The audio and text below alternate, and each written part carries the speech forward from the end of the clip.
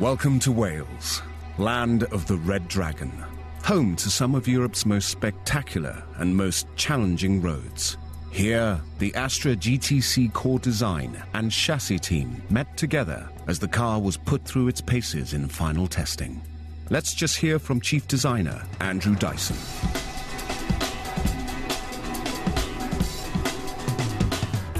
The whole car is actually very different from the five-door. It bears some of the DNA from the Astra, but we are calling the car specifically GTC. And actually, all surfaces are completely new, right down to the lamps. You know, lamps front and rear, we've squashed them, we've made them a lot flatter. We've got a technology called biohalogen for the base unit, and we've also got options with the AFO unit to go to LED daylight running light across the top, which is in a signature shape, like our wing form. It looks aggressive, it looks like it's a car that's meant to be driven. It's a really wide stance. It's got this beautiful contour where you can see the upper body, and then you come round to the fenders and it really has this huge muscular effect of the wheel arches and the wide wheels. And overall you get this impression of, wow, a great proportion. And then you see the car from the side view and you see the beautiful roof line, that it's beautifully curved. It really looks like a classic or an iconic piece of design where everything fits together. It looks seamless. This is an emotional car. What is it about the design that kind of generates an emotional response when you look at it? I always say to people when I present the car, hey, forget that it's a car, it's a piece of sculpture. It's built up out of lines and surfaces, and those surfaces in the car are very emotional. They're very rounded, very deep. We've got a blade that we have in the body side. We've emphasised the fact that it is a two-door car with a feature that runs out of the door handle and runs then across the rear fender and through to the rear lamp. Overall, you really see this moving sculpture on the road. Probably the most expressive car that we have on offer.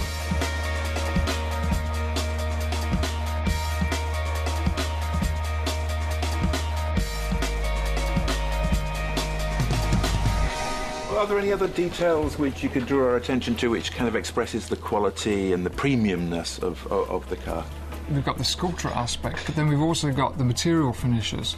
We've got this really specific window graphic on the car, so it was important to highlight it with chrome. On certain versions of the car, you get a chrome bead across the top of the window graphic, and on the lower area, it goes to a gloss black. Or when you see the glazing on the car, it looks continuous, you know, the B pillar, the A pillar, all look like they're in one sheet of glass almost, that appearance. So a very high-end appearance. Quite expensive to manufacture. It was tough for us to get it into the programme at all, but a fantastic effect. The cabin is largely the same as the hatchback 5, so the instrument panel, it's the same, but with the specific finishes for the GTC, more sporty oriented, more sporty fabrics, leather options, and also attention to detail with things like visible stitching, and that you can see on the seats and also on the door panels. Great. And just finally, perhaps, what makes you proudest about this car? It looks in the end like it's meant to be, but in order to get there, to get everything to look so simple, was really a mammoth task and meant a lot of emotion, a lot of heartache and a lot of hard work to really get the car as good as it is.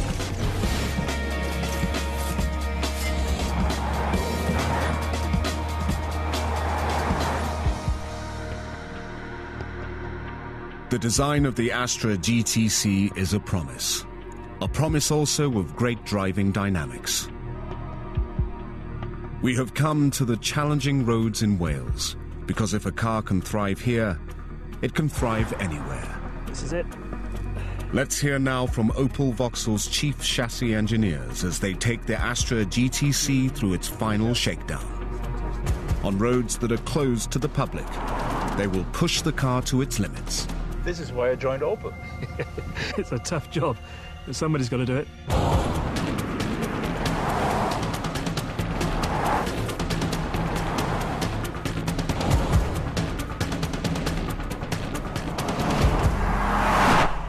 So here in the UK, we've got some of the most diverse and challenging road surfaces and conditions to evaluate our work. We've got blind bends, crests, broken and potholed surfaces. Right from the start, we set out to create a car that was agile, fun to drive, and best in class for driving dynamics. The ultimate Astra, the ultimate chassis. It feels like you've got the car in your hands when you're turning in and going around corners. Really nimble. It really is linear and it follows you every want. It makes you feel like a really good driver. Oh, fantastic. The current Astra hatch is a very fine car and it's been a great platform for us to build on. But with GTC, we wanted to give an extra level of driver involvement and an even more rewarding driving experience.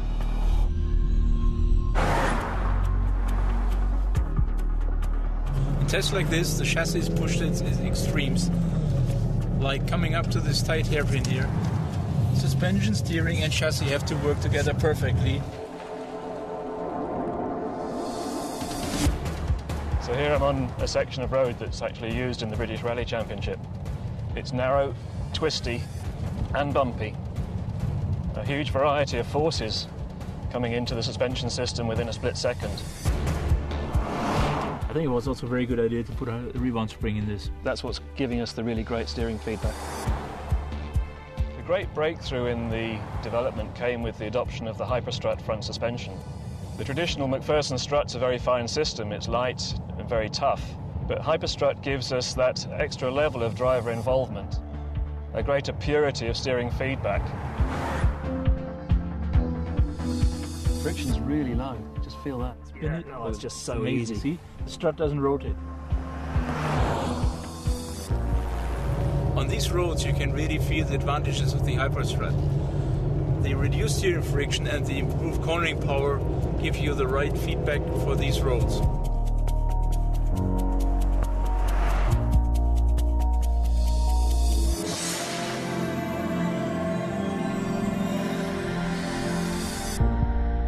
We took out a lot of harshness. In So the opening of the disc was more immediate. In bends like these, the Hyperstrut allows us to get the power onto the road early without compromising steering feedback and accuracy. And that works for straight line running as well. Besides its performance advantages, the Hyperstrut also improves the tire clearance. And that enabled us to put 20-inch wheels on the car.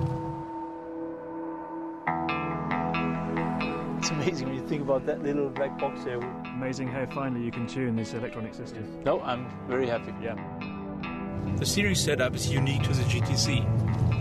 What we have managed to achieve is to keep that ease of driving at lower speeds, but to create the involvement you need at higher speeds. Wow. Feedback through the steering is just absolutely spot on. The FlexRide chassis control system is designed into the GTC. Here, when I press a sport button, you really notice a difference. The car's got a stiffer, more sports-oriented ride, and it's beautifully responsive. The feel matches the great looks, yeah. So it's a really Indeed, yes. The character of the drive is the same as the character of the appearance. Yeah, a really good match. It's the way the technologies and development work seamlessly together that gives the rewarding, responsive driving experience. When you're driving on unfamiliar roads, you come to an unexpected bend where you need to brake, steer and throttle. You need the car to work with you to flatter your driving skills. The GTC does that.